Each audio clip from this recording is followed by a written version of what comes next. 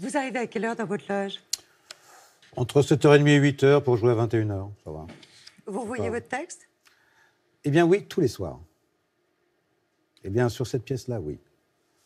C'est quelque chose que je ne fais...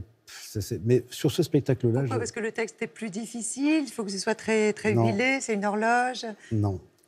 C'est parce que j'ai commencé à le faire, et que maintenant que j'ai commencé à le faire, je me dis qu'il faut que je continue à le faire tout le temps. Donc c'est devenu un toc. C'est devenu un toc, voilà. C'est-à-dire que... Alors que...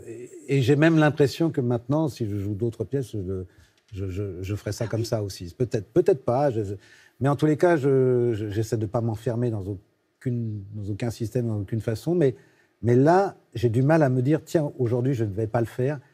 J'ai l'impression que je ne vais rater la représentation si je ne le fais pas. Vous êtes devenu superstitieux. Je suis devenu... Vous l'êtes déjà. J'ai toujours été superstitieux. En tous les cas, c'est une superstition qui évolue tout le temps. C'est pas sur la couleur verte ou sur tel objet qu'il ne faut pas porter. Mais petit à petit, je me suis constitué pour chaque spectacle un petit rituel.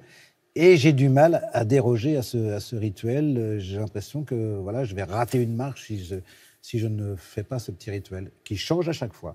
Mais là, pour ce spectacle-là, oui, je relis le texte à chaque fois avant. Est-ce que vous sauriez nous raconter la pièce, le pitch? Allez, en quelques mots. C'est l'histoire de deux hommes, qui sont Serge et Marc.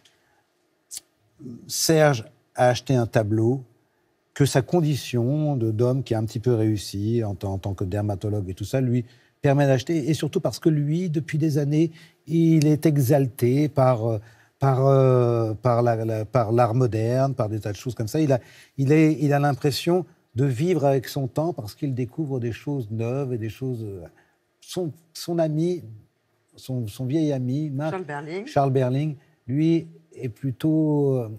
a une petite tendance à être plutôt tourné vers le passé, se méfie au contraire de tous les engouements. C'est pas quelqu'un, il refuse un petit peu tous ces enthousiasmes qu'il trouve un petit peu gratuits, qui sont suspects et tout ça.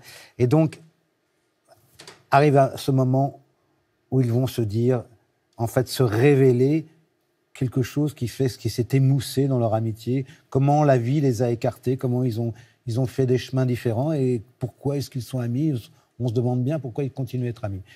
Au milieu de ça, il y a le personnage que je joue, Yvan, qui est celui qui finalement essaye de tirer toujours pour que les liens amicaux restent et existent et soient patents, c'est-à-dire qu'on puisse aller vraiment dîner, qu'on puisse discuter sur des choses, même si on n'est pas d'accord. Même si on n'est pas d'accord. Mais lui aussi est à un moment de sa vie où lui aussi prend un chemin différent puisqu'il va se marier et que lui, qui a toujours été un célibataire endurci, lui aussi c'est sur le bord. Donc ce sont trois hommes qui sont sur le bord de changer de vie et qui sont au bord du précipice.